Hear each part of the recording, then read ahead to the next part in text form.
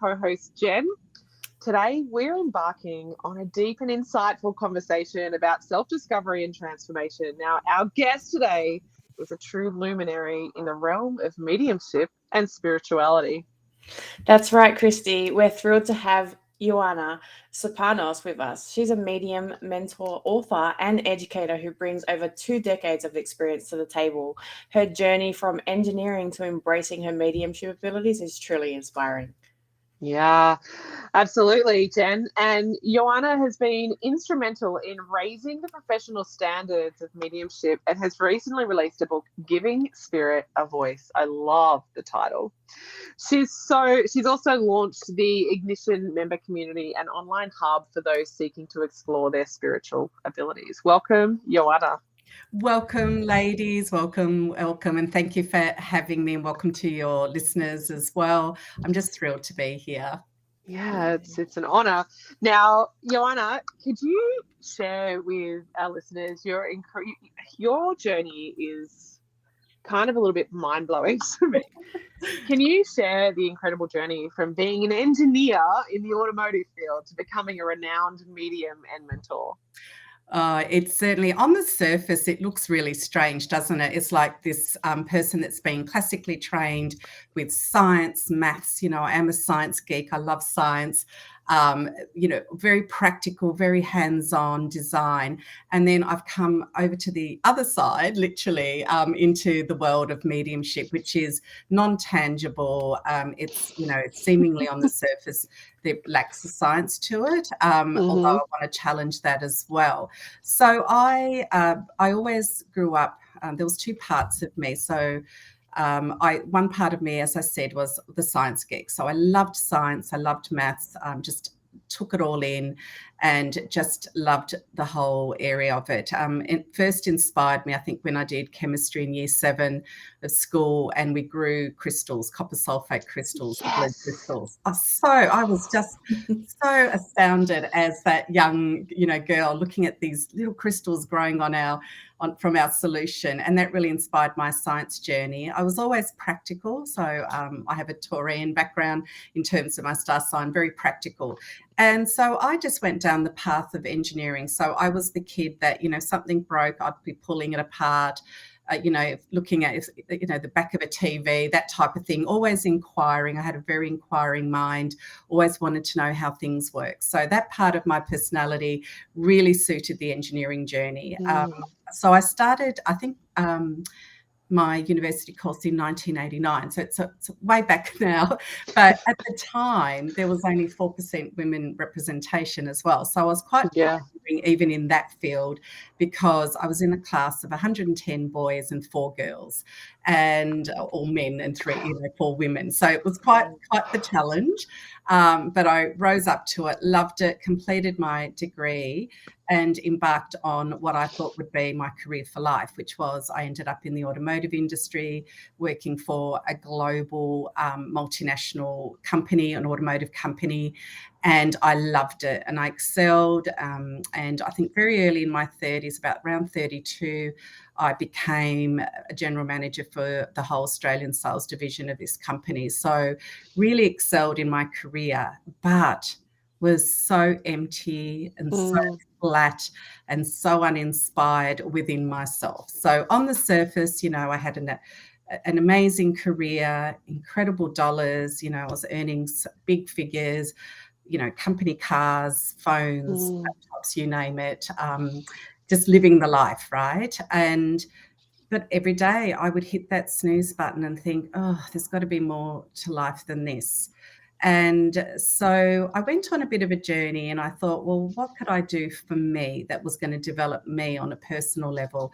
And I found mediumship in an odd way, because I enrolled in a shiatsu college to embark on a shiatsu massage learning journey. And shiatsu, for those that don't know, it's finger pressure. So it uses the whole Chinese model of medicine, but without the needles. And it was done traditionally on futons on the floor. And I just really did it for me, and I loved it. But day one, I was in this class, and we all sat in a circle and we're all saying what we did. And when it came round to me, I said that I was an engineer, etc. And right across from me in the room was this other lady that had this beautiful flaming red hair, incredible green eyes.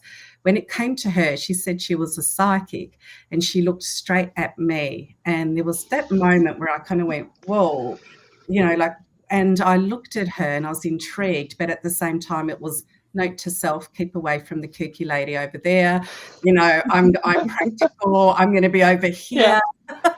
And so, of course, what happens? First break, first opportunity. She corners me in the in the coffee area, and she's like, "I'm really sorry. I just need to tell you, I never do this, but Spirit's telling me, I hope you realise you're psychic." And that moment when it rings true, like your brain can't compute it, but your body just has a knowing. Yes. And I knew she spoke truth, and I looked at her and I said, well, what does that mean? And what do I do about it? And she said, well, you need to go and develop. You need to go and find a development circle. And so I went back to work the next day, and I'm Googling away, what development circles are. Found myself in one. And that was the start of the journey of development for me. And and then here I am, 22 years later, operating this, not just now, but for quite some time as a full-time. This is my purpose, my passion. And I jokingly say I stopped working 22 years ago. I just love what I do. Beautiful. Can I ask, how long was that journey from actually finding that development circle to actually being a medium, like that people were paying you to come in? Great question. For me, it was 2 years. So I did 2 years of term by term. So I think they were 8 to 10 week terms consistently for the 2-year period. In amongst all that, I also learnt Reiki and became a Reiki master teacher. But I really, even at that time, I didn't really know that I was a medium, because I was in a psychic development circle. So although I was linking to spirit, no one actually told me it's mediumship. I just put it under the banner of psychic. And I sort of reflected back on my childhood as well, because I always used to see spirit, like physically walking around in my room. And for me, I never joined the dots. Like, it was a strange thing, but I never spoke to anyone about it. No one told me anything about it. And it wasn't until one of the ladies from the development circle that I was developing with just said to me, would you like to come along with me to Sydney for this mediumship course? An English tutor that was Mavis Patilla, who became my mentor, and she's just transitioned into the spirit world yesterday, 12 months ago yesterday. And she was just the most divine human and an incredible teacher of mediumship. And I said to my colleague in the circle, I don't think I'm a medium. And she just laughed and she said, of course you are. You communicate to spirit. You're a medium. And so my real mediumship ignition came when I met Mavis. And Mavis just, ignited not only my passion for mediumship, but also my passion for teaching mediumship. So that's because she was a phenomenal teacher and still is from the other side, but she really was exceptional. And for me, she just gave me soul ignition on mediumship. Yeah, beautiful. Can you speak to, so some of our viewers, so I'm a psychic, and one thing that people come to me and they're like, oh, can you connect with my sister that's passed over? And I'm like, hold up, I'm not a medium. Sometimes, like, I am. But well, I was about to say, because I'm looking at, you definitely are a medium. You just don't, you're not aware that you are. I was just looking at your aura. So, it's one of the things I do. So, yeah. And, it's interesting. So I know that I've got goosebumps as I'm speaking this. It's like, I know that it's there, but I have very strict rules with spirit of what I will welcome into my space. And I've since relaxed those rules, because when spirit came to me and I downloaded the message of, it's like, you're here to teach. And it's like, you haven't spoken to me for 2 years. Like, you're telling me now that I'm here to teach something that I haven't been able to connect to for 2 years. And when I sat with that for a while, I said, okay, I'll do this on one condition: no dead people. I do not want dead people coming and waking me up in the middle of the night and all those things. So that I shut that down. Yeah. But since then, I've opened it back up and said, I'm ready. I don't want to see, but I'm happy to feel and sense and hear if there's a transmission to come through naturally through my readings. So beautiful. Yeah. So can I challenge you to say that you'd like to see subjectively, so in your mind's eye? I think there's a lot of use to see. You don't want to see objectively, which means you're walking around. I just got goosebumps because that was my experience when I was younger. For quite it was always there, but it's like there's this.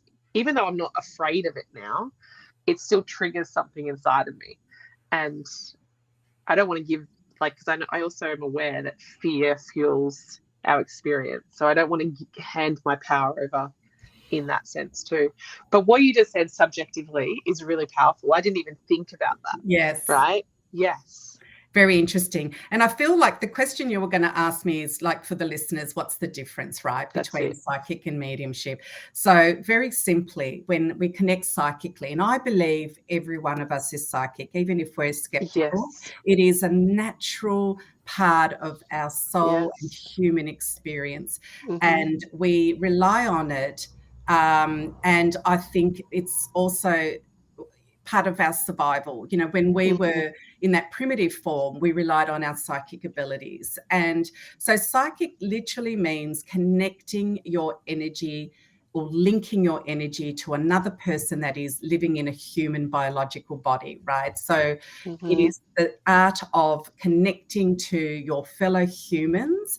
And an element of psychic is also being able to be predictive. So everything in the human energy field is contained there, including what we as people have already decided on some level, whether it's conscious or not, as to what our future outcome will be. So a really good psychic will basically read the aura, read the energy field, and confirm and mirror for what the person has already decided their path will be. And then we will highlight pitfalls or opportunities or anything else that the person needs to be made aware of. Mediumship is when we link to a person, because they're still people. Life goes on, but they don't have a physical body anymore. And the way that we link varies, although the senses that you talked about, seeing, feeling, knowing, taste, scent, they are all the same, but we use them slightly differently. So that's how mediumship is. So, and the important takeaway is to understand that when we do go to spirit and we lose our physical body, we are still, we still are people. We're still a soul with its memories, experiences, just everything that makes us a person is still intact. And then away we go. But also part of mediumship is that we can go higher than that astral plane where our mums and dads and past loved ones are, and we can link to the higher guidance, the people that may have lived in other lifetimes here, that have other sets of experiences that also come through and guide us. So people call them guides, angels. I just call them our spirit team. We're part of that team. Yeah. And it's just trying to take the fear out of it. Yeah, definitely. The spirit team, I call them our spirit team as well. Yeah. Love it. I love that explanation. Yeah. So your book, Giving Spirit a Voice, has been making waves. Could you tell us a bit more about the He's what I prepared earlier. Yeah. Could you tell us earlier? So could you tell us a bit more about the mechanics of the mediumship that you delve into? Thank you so much for giving me the opportunity to share. So when I was going on my journey of mediumship development, I found that it was really hard to find a really good manual for mediumship. There was a lot of mediums that shared their beautiful discovery journeys and their life stories, and they can be inspirational in themselves, but there wasn't really a practical how-to. So I guess this is the engineer in me that said, right, if it's not there, then why not create one. So about a couple of years ago now, I started on my writing journey, and I wrote it in inspirational flashes of information. So I believe if you can understand the mechanics of mediumship, and again, anyone can learn mediumship, but I do believe with mediumship that there is a calling that is associated with it. There's a call to be of service, and there's a whole raft of ethics around mediumship. We're dealing with people in their vulnerable state. We're dealing with people when they're grieving, and often there's a lot of circumstances that can be quite horrendous for people when they do pass. And there's a lot of healing that occurs too, the should-haves, the could-haves, the didn't get to say. So I feel that if you are going to be a medium, that you also have to wear the responsibility of mediumship, which is really, really important. So giving spirit a voice takes you from the beginnings of explaining what is mediumship, talking about the different types of mediumship. I list the barriers to mediumship, what holds us back, and fear is one of them, and what opens our mediumship. So what takes us from being unsure, because the first question in development everyone asks is, I'm getting information, but is it me or is it spirit? Who is it? We don't actually know. And with my method, you do get to learn a little bit more about it. And I feel knowledge is the antidote to fear. And also knowledge is, with really good, strong knowledge, you can master what your development will be like. And I also want to emphasize that mediumship is a lifelong mastery. It doesn't just, you don't become a great medium doing a one weekend workshop, etc. So the book itself is also filled with practical exercises at the end of each chapter.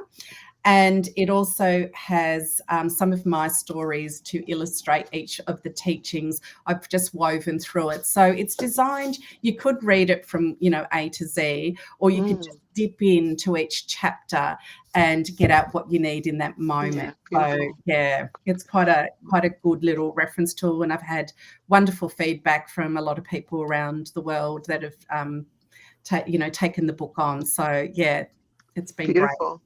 Beautiful. Now, giving spirit a voice also includes a mediumship journal. Correct. How does the journaling play a role in the development of another one's one I mediumship prepared ability? So again, I looked around in the market and there was a lot of journals just in general, but there wasn't one tailored for mediumship. So what I've done in here is I've created a journal where you can, the very first part of it literally starts with "My soul speaks." And I feel as mediums, we really need to know who we are as souls. We really do. So I have written, one of the first things I teach my students is to start journaling very simply with "My soul wants me to know." And then you open that up, right? So I've got a lot of pages dedicated to that. Then towards the back of it, I've got a couple of pages where you can actually, there's a couple of exercises that I've set for people, and I've just written in there so for you to practice a particular exercise to open your mediumship. And then I've got a section right at the back which talks about you recording your wins, not your failures. I want you to record the wins, because what happens is, by our very nature, we're very sensitive as mediums and as psychics. And, we just agonize over that one thing that we didn't quite get right, but we don't look at the 95 things we did get right. We agonize over that one little thing. And so I want, you to record the things you did get right, so that when you go wobbly, and we all do, you can dip back in and go, oh, but I did get that right. And wow, that was a wow one for me. And it starts to build your confidence back up as well. So that's the idea of that. So it goes hand in hand. And also, if I may also say, there's a little app that is for exercises to support your development that I've also put in as part of that 3-set thing. So it's called Spiritly, Spiritly by Ioanna, and it's on the App Store and the Google Play. And in there, you've got my 3 meditations to get into the power, which is to open your mediumship, to clear your energy and set the intention for the day. But it also has a number of exercises in there that you can practice as well.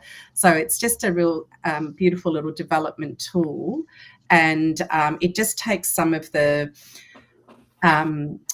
unknown out of mediumship, because that's what will put barriers up for us if we don't have that knowledge and fear. I'll give you my main guide. I have this beautiful Indian guru teacher guide, like subcontinent Indian, Sunji. He's just beautiful.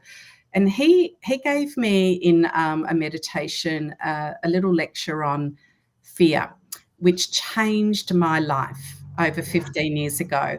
And I sort of teach this too now. And what he showed me was, he said very simply, if there is fear, you turn on the light.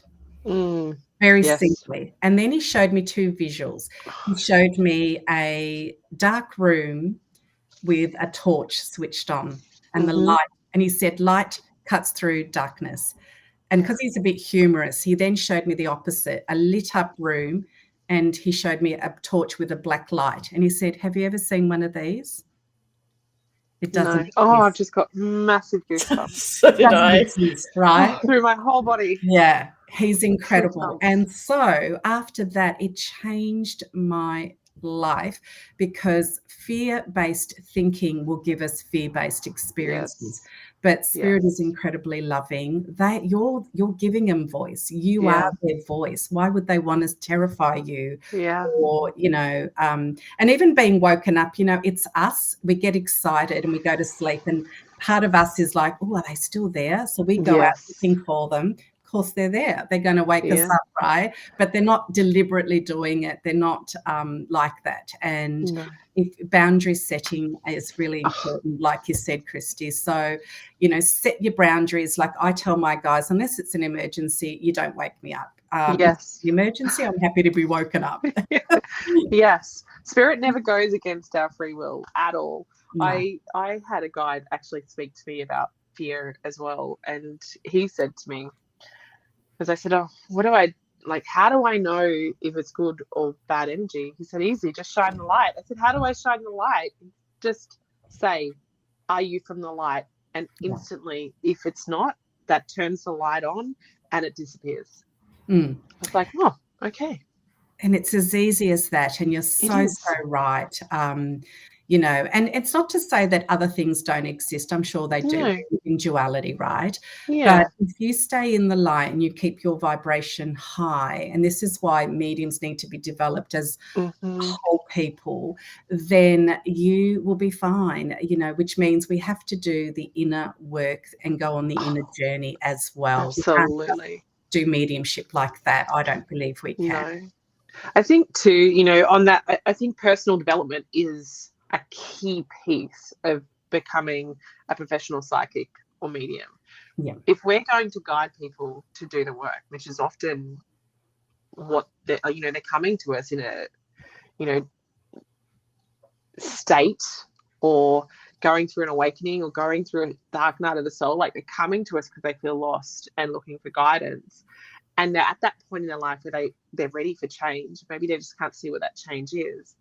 If we're going to hold them through that space, we need to know what it's like to be in that darkness that they're in.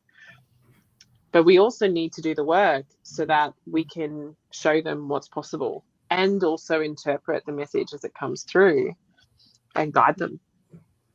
I 100% agree with that, Christy. Music to my ears. And not only that, when we do the work energetically and vibrationally, like a tuning fork, just by someone being in our physical presence, we're igniting their inner voice. Because remember, we have spirit here too, and we've got our own spirit voice, not just spirit that is disembodied. And I think, and it doesn't mean that we shouldn't have the pressure that we have to be the perfect guru. No, we're not. We're on our journey as well. And ideally, we should be growing all the way through, not just at the end of our earthly life, but as souls as well. We have the ability to continuously evolve on the other side as well. Yeah. I think it's also to, like, going within, becoming medium. you got to go in. So many of us spend so much time looking for things externally when all the answers are within ourselves. And by connecting within ourselves, it connects us with source directly. You're so right, Jen, 100%. And people are on the fast track at the moment. They all want to be the guru and they all want to be amazing mediums that are taking on the world. And it takes years of service and dedication. Yes. And I challenge anyone, you know, I've seen people advertise learn mediumship in 90 minutes or something like that, or, you know, do a weekend and you'll be able to work. I just feel that people will forget or lose track of everything else that hangs on the other side of mediumship. It's not just, wow, look at me, I'm getting messages from spirit. It's how are we delivering it? You know, what are the needs of our sitter, the person that's in front of us? What are the unmet needs? Because often they won't tell you. You know, if I came to a medium because I'd slammed the door shut and told, you know, my mum to, you know, go to nick off and I'm never going to speak to her again, and then she passes, you know, 2 days later, I'm carrying that grief, right? And I'm not going to tell the medium, gosh, I was really awful to my mum and I, you know, does she still love me? I'm going to sit there and say, oh, I'm hoping to link to mum. But internally I'm going, is she going to still talk to me? Yeah. Is she going to be okay? Is she even going to come? And it's up to a skilled medium to say, this is the need. And if you are skilled enough, you'd be able to say straight away, I've got your mum here and all is forgiven. Yes.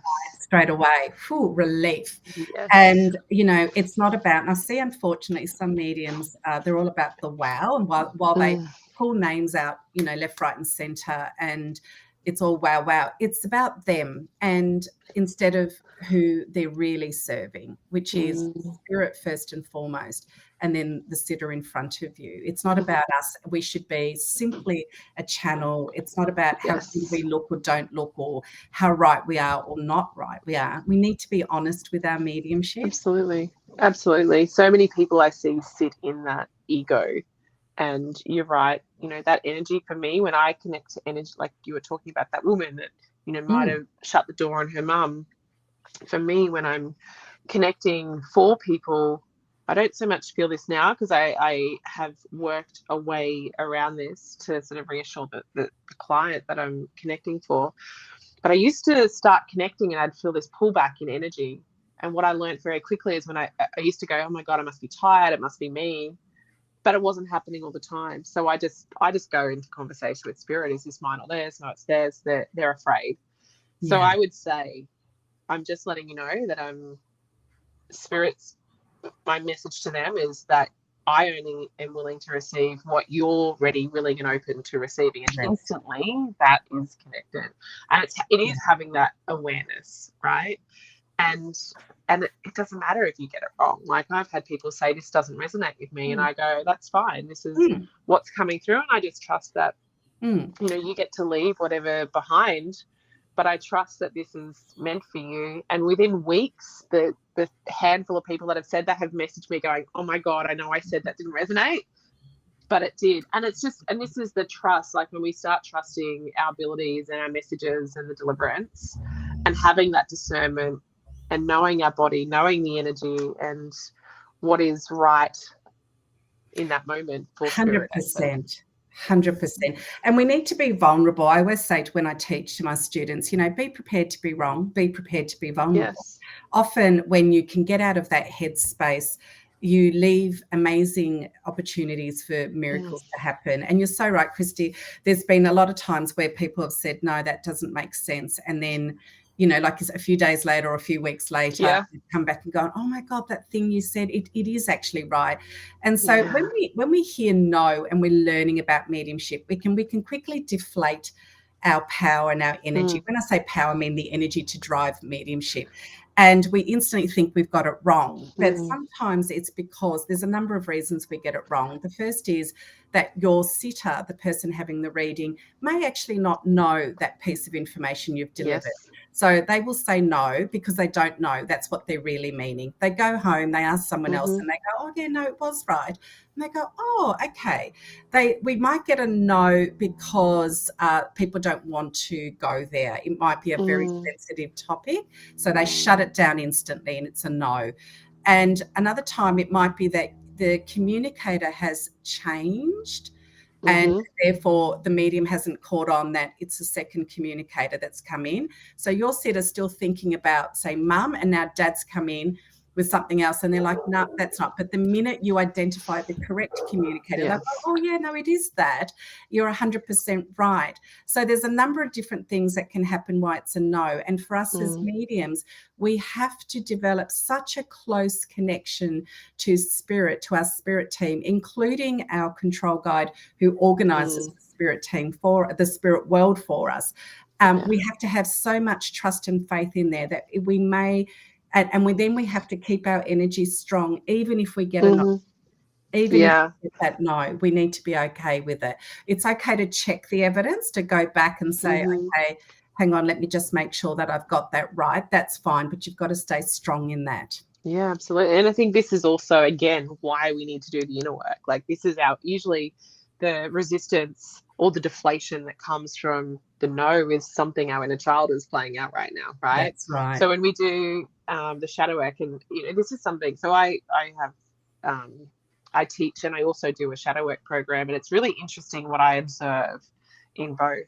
So in the shadow work program, I have people just there to do the shadow work, and their psychic abilities open up because they're doing the work, because they're shifting that energy, because it's just energy. There's nothing broken inside of them. There's just these stagnant blocks. And when they go in and do all of that work, I just start to see this flow happen inside of them, and they become way more open to receiving the message that's already there. They're just starting to hear it more. But that's not the intention of that program. And then with the psychic development, they go through and they connect with spirit, create the boundaries, come into integrity with energy, and all the foundational things. And it's like this ripple effect, like lifting the bonnet of their vehicle themselves, and they're making all these finer adjustments, and they start creating, this is the most powerful one, when they start creating boundaries with spirit, it starts rippling out into their everyday life. And these people that have maybe never had boundaries with anyone and allowed people to walk all over them, start putting these boundaries down. So it's like, it is amazing what happens when we work with the different energies, but they go hand in hand. They sure do. And I love that you are doing the trauma work with people. I think it's an area that so many people underestimate the impact of our shadow work and the trauma that comes from it, or being bound by the shadow, not facing it. Absolutely. And I think it's, to have a skilled practitioner that's able to take them through that. I agree, just frees up our power and energy on so many levels. So I think that's wonderful that you're doing that as well. Yeah, beautiful. So tell us more about your Ignition member community. What inspired you to create this online hub, and how does it support individuals on their spiritual journeys? Thank you so much. I'm so super excited. I've launched level 1 just on Thursday, so last week, and I'm in the process. By the end of this month, level 2 and level 3 will be there. So what inspired me was, because I mentor quite regularly, I found over time that, and I mentor around the world, online and in person, and I also run, in-person workshops, and I move those around wherever I'm invited to. I'm more than happy to, create an opportunity. But what I found with my mentorees is that I was going over the same foundational knowledge time and time again. So I thought, well, why not create level 1, which is called the emerging medium. So it is the ignition for people that think they might be a medium, but they're not sure, or they've had experiences and then they're like, well, I need to find out more, or they are a little bit frightened and just need to be able to do it in a safe space. So I've created the Emerging Medium as a base program that is a standalone. It's pre-recorded webinars. It has about 4 or 5 beautiful meditations in there, including meeting your guide, your control guide. It has a workbook that you can download and test yourself with it. So there's a whole heap of resources, and it takes it through my method of connecting, which is the spirit method. So each one of those stands for a process in it. And then people are able to go in and be able to do that. So it's standalone. They can learn at their own pace, at their own time. day or night, wherever they happen to be, as long as they've got access to a computer. And the idea is that if you finish it, you should be able to at least make and hold and sustain a link to spirit and be able to practice. There is a Facebook group that goes with it so that you can hang out with like-minded individuals, and I pop in there and just check in on how people are going. So that was level 1, and that was the idea there, so that I'm not constantly repeating the same foundational core information. I thought now I can just direct people to the emerging medium. They can, learn it at their own pace. And then at the end of that, there is an opportunity to book what I call a spiritual assessment with me, where I'm able to look at so one of the skills that I have is I'm very big on looking at soul potential in the aura. So I read the colors of the aura, and then I'm able to give a set of guidance where I see you developing, where I see your forte is, where you feel you still need to do some work. Level 2 and level 3, which are going to be launched very shortly. I'm almost at the last tail end of that.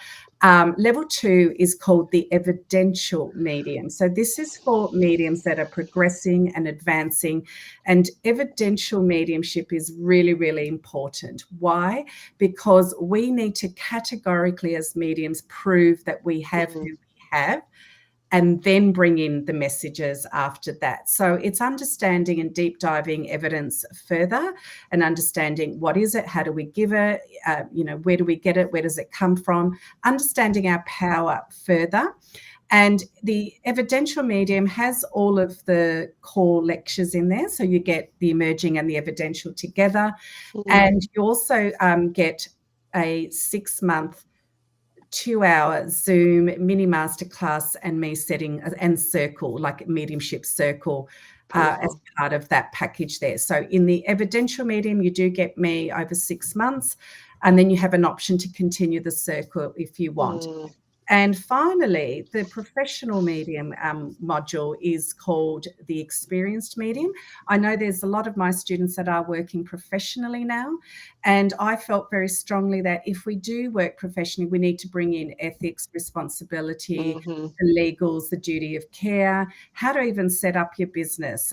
Because a lot of people have these wonderful abilities, but they've got no idea how to put that into practice. And they also have they get a copy of Giving Spirit a Voice as an ebook, so that they have that as a resource in there as well. And they have the other 2 levels in there as well. And some of the bonus content includes reading the aura colors, so very similar to what I do. And a little bit on demonstrating as well. So the theory of demonstrating, and they are also in that container for the 6-month mini masterclass and circle Zooms with me. So it's designed to progress if you want to, or you can just sit and get what you want out of each container and be okay with that as well. Yeah, beautiful. So some people are just wanting to come in and understand what they're experiencing, because a lot of the time this happens with a catalyst in someone's life, and that it's like, am I going crazy? What's going on here, right? And they might want to just develop that or understand that. And then there's others that are like, okay, I've been living with this for a while. I've got a gift. I want to develop this and do this professionally. And I do love and admire so much that you offer that business support. That is one thing I offer too, because it's not, most people just go, here's how to do it, off you go. And it's like, and then this, like, really for a lot of people, they're setting them up for failure. It's like, I want to support them and make sure that journey is easeful, if that's the path that they choose. You're so right, Christine. That's where I found there was a big gap in the market, because a lot of these beautiful people don't get their abilities out there because they actually don't know how to physically run businesses. And I know from your background too, you've done it. And for me, having come from a very strong business background, I'm able to, and also running my own business for 20 odd years now, I really wanted to bring what I've learned to the table and to be able to share that. And I was raised in a family of business owners as well. So I've really been immersed in business for a long, long time. And I think if you can just give some guidance around the practicalities of running a business as well, then that's invaluable, because it frees you up as a medium then, or as a healer, or as a psychic, to just let go of the angst around how do I get myself out there, and then you can focus in on who you are and sharing your voice and your light out to the world. And so you're able to start at any point, so you don't have to go from 1 to 2 to 3. You can go. Correct. If you know already that you want to go professional, for example, you can launch straight in there, because I've built up each container to have the previous levels anyway. So you can go in and out, and you can just start at that, professional container, which is called the experienced medium. And I've called it the experienced because the word professional kind of scares people a bit, even though they are professionals. So it's just, you've got an element of experience.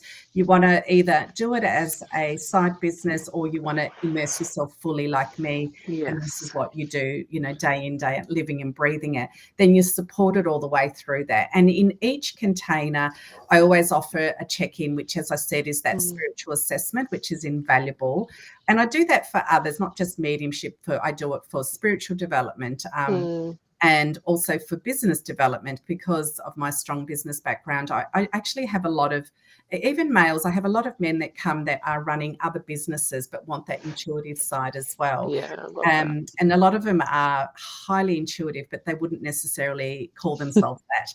And that's what always makes me have a giggle, because, they'll say, oh, I had a gut feel on this, but they're okay to use that. But if they said, oh, my guides told me, it would be, oh, right. And this is the thing that, when people say I've got this gut feeling, or I just have this knowing, like, oh, I'm not psychic. I'm like, oh, okay. Okay. Yeah. So mediumship can be a mysterious concept for many. How do you approach teaching and demystifying it for your students? Yeah, that's a great question, Jen. It can be mystical until you understand the theory behind it. And I guess for me, being an engineer, I like to break things down to just simple units of information that then gets built on it. And I do believe experience is the greatest teacher. So one of the things for me is to use a lot of practical exercises to allow my students to feel what it feels like to link, what it feels like to be in the power or to lose the power, what it feels like, and not just feel, I'm going to use the word perceive, actually, because we can receive information from spirit. In fact, we receive it from every sense.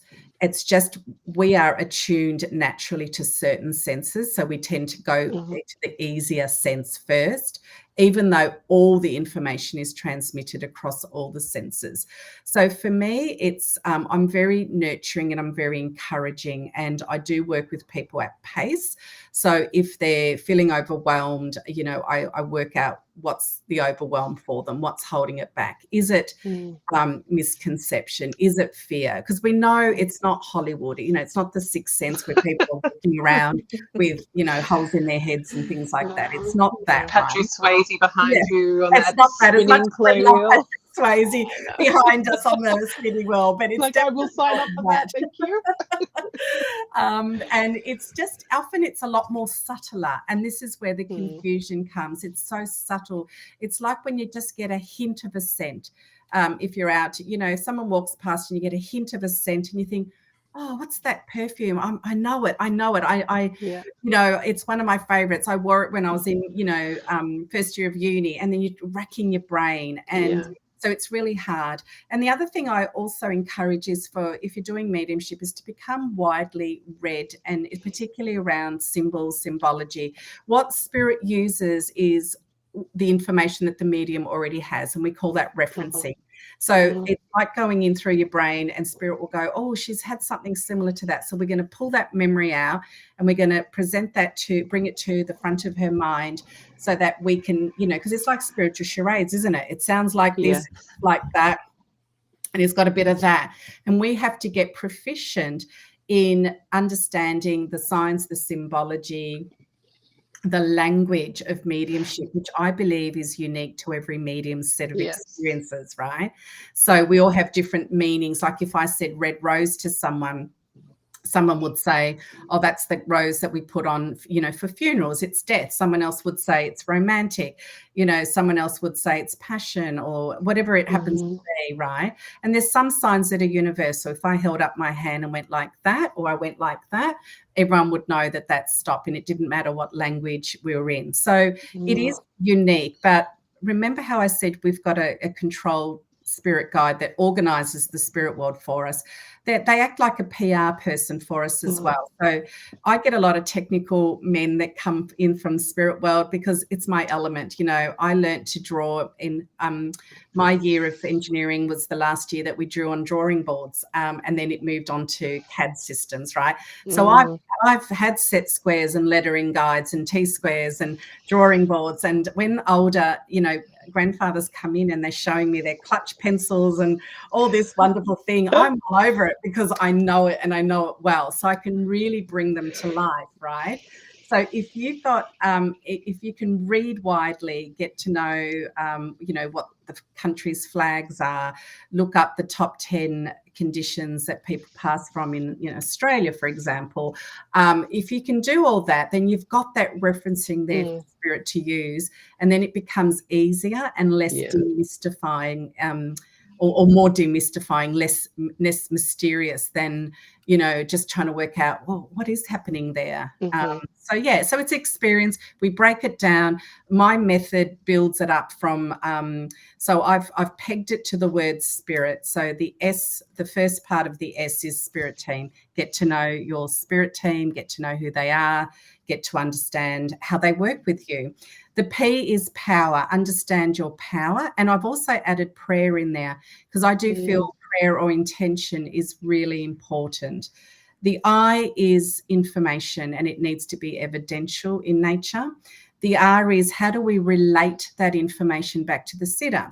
So if you think about this, out of all the pieces of evidence Spirit's given us, 95 million pieces of evidence, they've given us 5 or 6. Why those 5 or 6? How do we relate those 5 or 6 back to the person in front of us? Why are they giving us this? And we need to be proficient at being able to take, otherwise we're just throwing out bits of information. I've got a banana, I've got a bicycle, I've got that. And people go, okay, I think I can relate to it. Yes, Dad loved bananas and he, refurbished bicycles. But if I say I've got a banana and your dad's showing me that you need to up your potassium or your vitamin D or whatever, or you need to go to Queensland, then I'm relating it back to them. Or you're about to go to Queensland, they'll go, oh yes.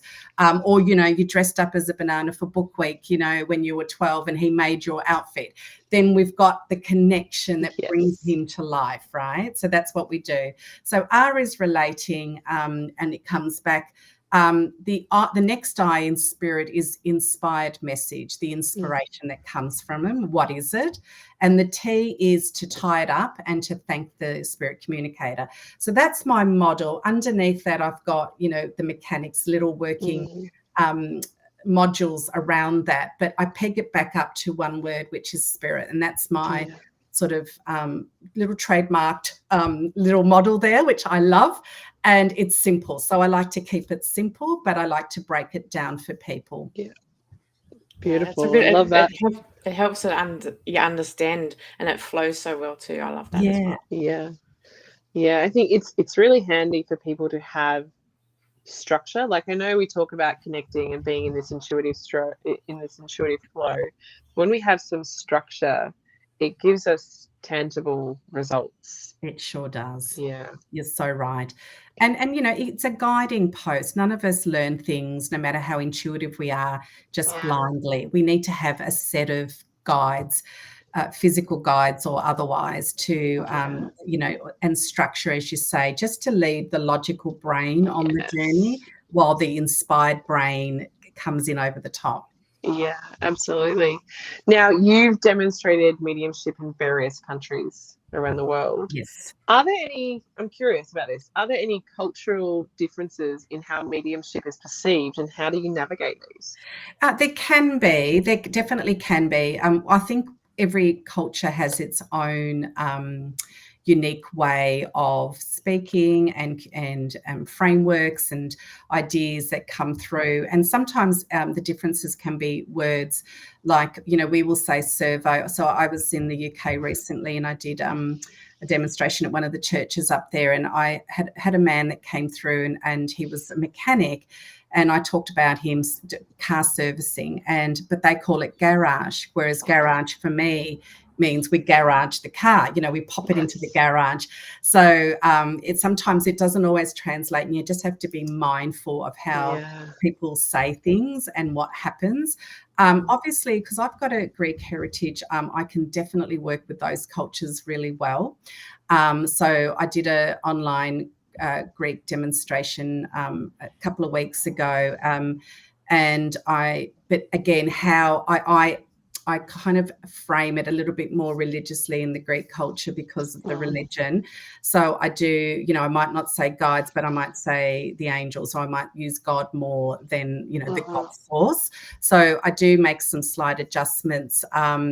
But generally, I find most people will relate, because at the end of the day, what we're proving is that love lives on, and through our love, our lives, our lives are also eternal, and it's the love that brings people close. So we always find a way, and it's not, it's, if you don't quite get it right, they might say no, but then you can find a different way to communicate the same piece of information, and it makes sense to them. So yeah, it's quite fantastic to do, and I feel wherever you go in the world, I haven't, I've done predominantly, I guess, white culture, right? So when I say white, as in an Anglo-based countries, I haven't really worked with Indigenous or other cultures at this point in time. Not that I'm not open to it, I'd love to do that. So it'd be intriguing to see, because some cultures, the dream world or the afterlife is reincarnation is very natural. And then there's cultures where, there's a strong religious overlay. And I've had a couple of priests come to me from the other side, which has been really interesting to see. And one of them came for his daughter, and he was a Baptist minister, so a full-on, and he was just pacing behind her. Yeah. I was looking at him, and I said, and I heard father, and I could see the collar. Yeah. And I said to the lady, I just heard father, but he's not talking to me anymore at the moment. I said, so I don't know if this is your father or he's a father, because I can see a collar. And she said, it's my dad, and he was a Baptist minister. And I went, oh, wow. And he was agonized. And then I looked at him and I said, well, you're here for the love of your daughter. Here's your chance. That's what I was telling him in my mind. Yeah. You need to speak to me or not. It's up to you, but this is your opportunity. And then he turned to speak, and we had a beautiful connection. And that was evidence in itself. We call that evidence within the evidence. Yeah. He showed us that had he been on Earth's side, he would never have come in through the door of a medium's place, let alone, communicate with one. So there was evidence within that evidence itself, and it became a really beautiful connection afterwards. And I've since had 2 or 3. I've had a couple of Greek priests and the Archbishop and a couple of other ones come through, and it's been quite extraordinary for me, because it shows me that, when we lose the differentiators, the things that separate us on the earth side, and we go back to spirit, we go back into the oneness of one love, one soul, one person, and it's just beautiful to witness. So speaking of that, around mentoring and developing mediums around the world, is there a common challenge that your students face, and how do you guide them through that, if there is? Yeah. So the first one that comes up, it doesn't matter where I've mentored, and I've mentored as far away as Norway and, the US and the UK and New Zealand and a few other places. And the common thread is it me or is it spirit? Am I losing my mind? Is this, what's happening? And they're quite worried about it. I think we've all been there, right? Because we kind of go, well, gosh, is it? And the first thing I do is we have, like we did now, we have a little laugh about it. We acknowledge that it's a thing. And then the way I combat it is I get them to go into the power, and I ask for their guides to link with them, then to unlink, and then to link again. So I want them to feel, sense, perceive what it's like when it's them versus when spirit links. And when spirit links, there's usually something perceptive that comes with it, or perceptible. So it's, for some people, it's like the feeling of champagne bubbles. There's a fluttering there and it comes up. It could be like a cool breeze down the arms. It could just be tears coming up to the eyes, or a sense of, you know, being pushed forward a little on the energy field. And whatever that is, that can be unique for each medium. I get them to feel it and go, right, that's your clue. That's your clue that it's with you. You know, it's spirit. Now let's ask them to move away. There's you. Let's ask them to come back in again. And they go, oh, okay. Now, where it gets tricky is if you're hearing objectively outside of self, it's easy, right? Because we hear accent, language. I did a whole reading in Italian once. I don't speak a word of Italian because I could hear the Italian nonna talking to me. I love language, so I'm really interested. So I'm sitting there like it was like in the United Nations. I'm going, oh, now she's saying, you know, first of all, she said pronto, pronto. And, you know, her granddaughter was like this. I had a Chinese lady objectively come in and she's telling me how to say a word. I had no idea what I was saying. I knew I was getting it wrong because she'd shake her head and she's going like this with her hand, telling me it's, you know, you pronounce the letter this way. Once I said it, the lady in front of me, if she was a cartoon character, her eyebrows were up here. She's like this. And I went, oh, I said, what have I said? Because I had no idea what I was saying. And she said, that's my daughter's name. So had given her the Chinese version of her daughter's name, right? So that's easy in inverted commas, because we hear it, and providing we can get our mouth around the word, we can transfer that across. Most mediums, 90 to 95%, hear it in our own voice, in our own head, telepathically. And so we're hearing it, but this is where the confusion comes in. So then I say, look at the language that's being used. You'll hear it in words and language that you don't normally use. There'll be words that, or phrases that are not in your normal day-to-day speaking. So that will be the clue as well. And the rest is experience and time. And so I always say, just make a decision to trust that it is spirit until you're proven it's not. I love that whole language aspect of things too, because I can sit there, my husband is Tongan, and it's weird, I can sit there and know what him and his mum are talking about without even understanding and knowing the language. It's incredible, isn't it? I absolutely love that can happen. Because we don't just talk in words, we talk with our energy. And that's why you can understand that. And you're obviously quite perceptive yourself, Jen, and highly empathic. So you're expanding your field, and you're perceiving what's being said between your beautiful husband and his mum without knowing what the physical language is being said. That's awesome. It's all energy. It's all energy. It truly is. Definitely. Now, our audience consists of women going through, coming out of, just starting a spiritual awakening. How can they discern whether mediumship is a path that they should explore during this transformative phase for them?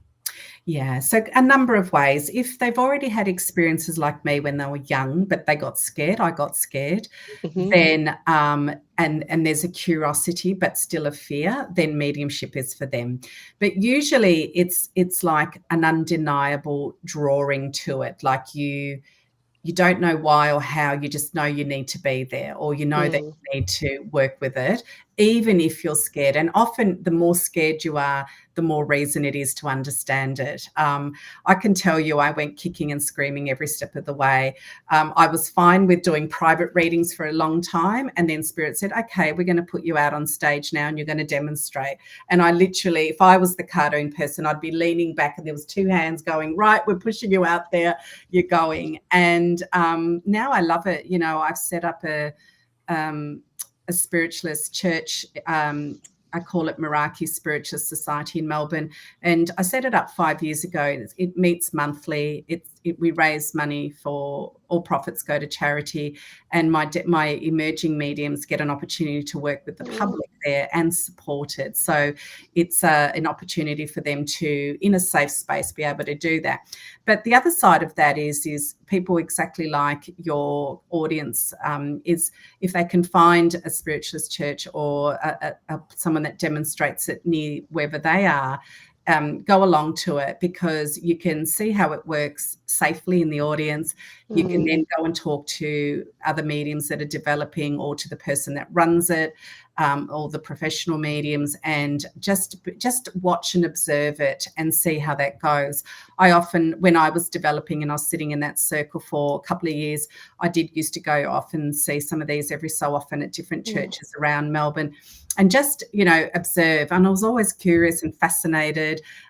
Never would I have thought or dreamed that I would be up there myself. But at the early days, I was just happy to go along and be curious. And I think sometimes that's all you need. Just be curious, go with an open mind, ask questions. Also discern. It doesn't matter how accomplished the teacher is, as you would know too, Christy. It's sometimes they can be the best teachers in the world and command the biggest price tags, and they might not be the right one for you. So be guided, be aligned. You'll feel a pull to who the right teacher is, and allow yourself to not doubt your own intuition around that as well. Absolutely. Some teachers will sabotage you, not consciously, ideally not consciously. The teacher that I developed with when I got to the end of the 2 years told me that mediumship is not for me and psychic is not for me, and that maybe I should consider plus-size modelling. Oh, my gosh. She did not, did she? She said that. Oh, my gosh. She said, you'd be fantastic at it because you're really beautiful. And I just looked at her and my guides were like, whoa, right? So we got to understand motivation as well, right? We need to be confident in our own teachers, which really are our spirit team. If I had put all my faith there with this particular teacher, I wouldn't be here 20 years later, right? No. I'd probably still be doing engineering, and because that was my career at the time. Wow. So you've got to also discern, and I write about that in my book too. The student-teacher or mentor-mentoree relationship is really important. Development circles are important. I've had some students come to me that have been in other circles, and one of them, some rubbish that I hear, one of them was saying, oh, you're not, it's because of your energy that we're not connecting in the circle. Oh my gosh. These are bizarre, a little bit of a projection there. That you're trying to go, wow, and they do harm, right? So you've got to find a really ethical person that walks their talk and isn't just about, creating furfies. Like, even I see so many truths about mediumship. The classic is, oh, your mum's still being healing on the other side, and she won't talk to you for,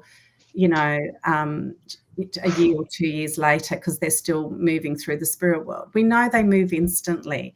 I would rather see them say, we don't recommend, even though they're instant on the other side, we recommend you go through your grief for 12 months before you see us, because it's about the sitter and everything that goes. Spirit's instant. I watch them. I lost one of my beautiful, beautiful friends 5 weeks ago, just shocked, passing for her. And I got a call from her daughter in the morning and telling me, we lost mum this morning. And I turned and I could see my friend in the spirit world smiling at me, standing next to her own mother in the spirit world.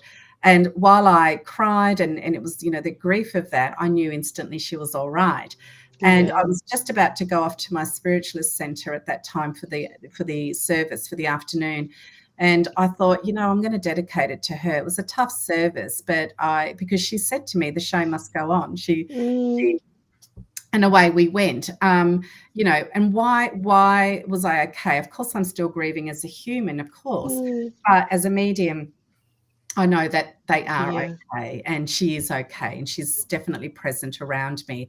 But, people that are not familiar with what we know, they are grieving heavily. And it's, I always say to my clients, just wait 6 to 12 months, just so that you can go through the first of everything. And then, and it depends on the type of passing too, as you know. If we know that they're going to pass because there's a long illness, we relieved for them that they're not in pain, but we're, also grieving. But if it's a shock passing or a passing by their own hand, which can be very traumatic, we don't want to be sitting for people 2 minutes later just because we can. We need to be, encouraging them to go through their own healing process for a period of time. And one of the things with mediumship is that we need to make sure that we do no harm to anyone on both sides. Yeah, absolutely.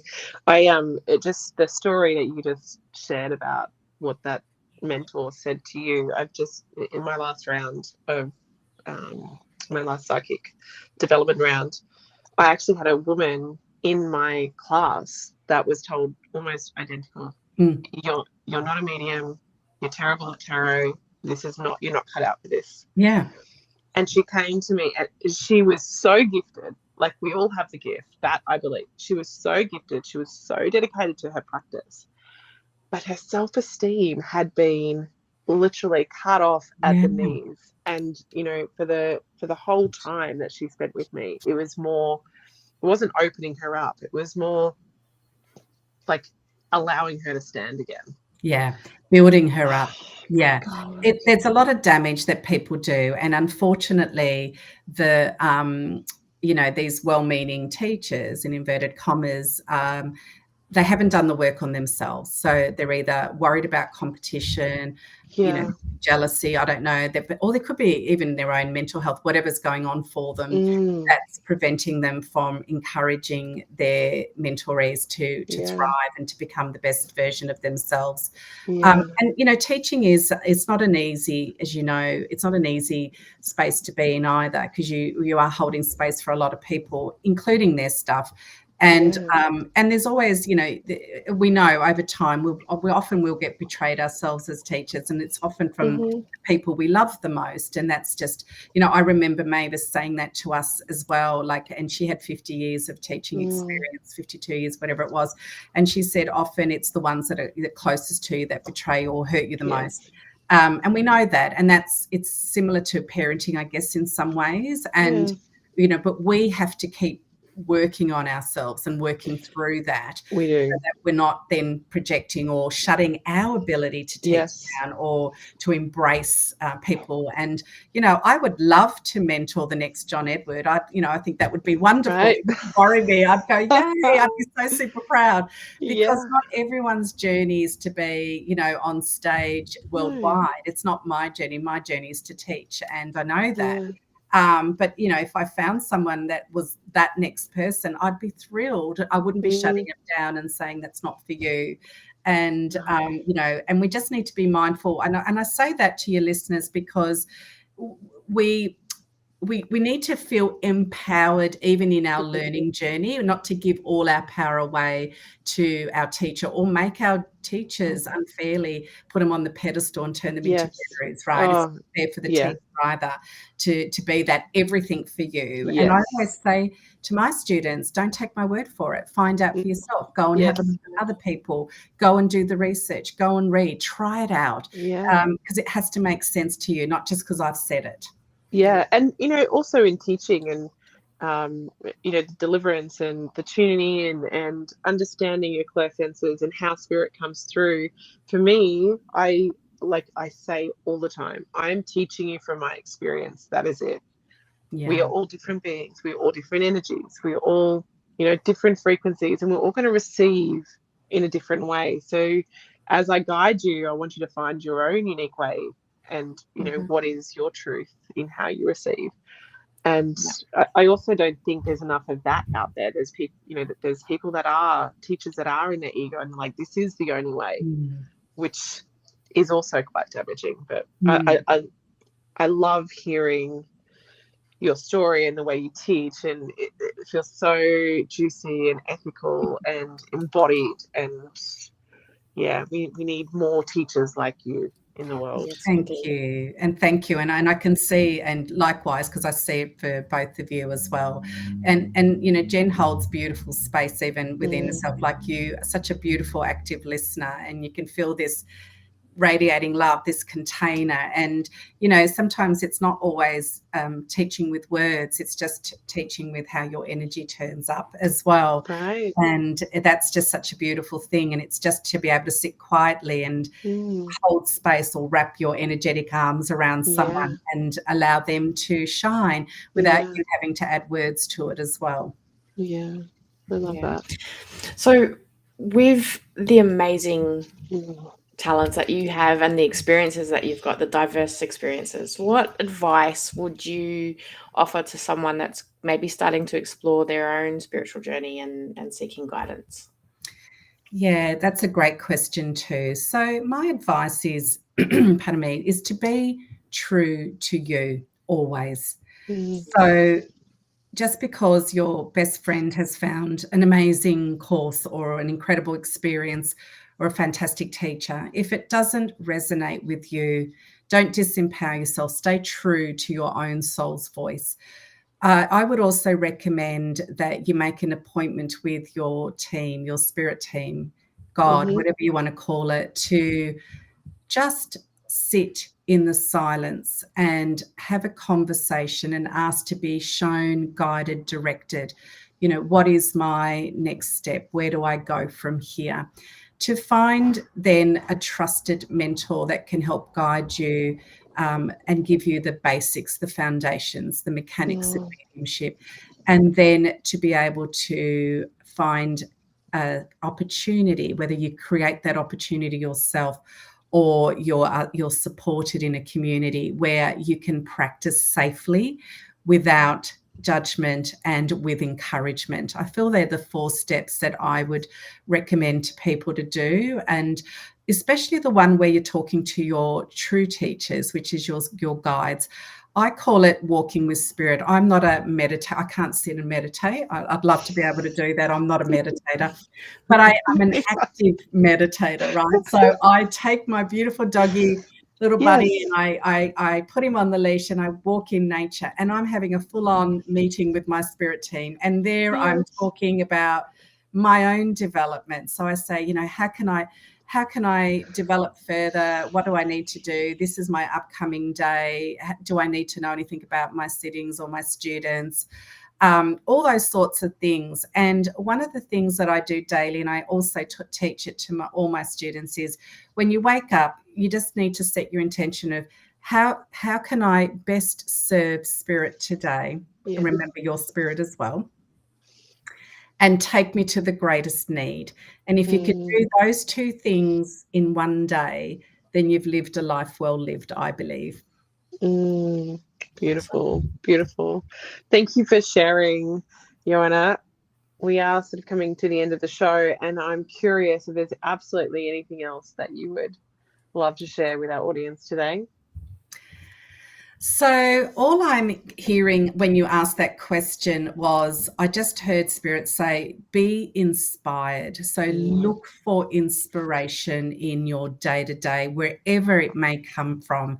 You would be absolutely amazed. And it comes in the most magical ways. I was contemplating an issue last night that I'm grappling with right now.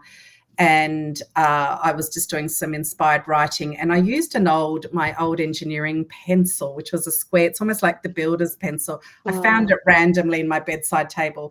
And as I looked down on the pencil, it said medium right on there. It was medium lead, but it had medium. I almost took a photo of it. Well, you were medium lead. And so be medium led, because that's inspiration that Spirit's bringing me right here. And I just love, the fact that, mediumship comes to everyone, including through their guidance. So be led through your mediumship. Yeah, beautiful. Thank you, Ioanna, for sharing your incredible journey with us, the insights and all the things today. It's been a very illuminating conversation, that's for sure. Thank you to both of you for hosting me and having me, Jen and Christy. It's been absolutely my pleasure and an absolute delight to share, particularly with like-minded individuals such as yourself. I'm very honoured to be on your podcast, and I know that you're going to continue to shine brightly, and I'm just grateful to be a small part of your journey, and I look forward to seeing great things from both of you as well. I know you've got this great light to share out into the world. Thank you. Thank you. And to all our listeners that are tuning in, thanks for being here. And sorry, I've just lost myself. Thank you to our listeners for tuning in to another episode of Elevate Your Spiritual Awakening. Remember, your journey of self-discovery is unique and valid. Embrace the modalities that resonate with you and always keep exploring. And if you've enjoyed this episode, don't forget to subscribe and leave us a review. Until next time, keep elevating your spiritual awakening. Big love. Stay curious.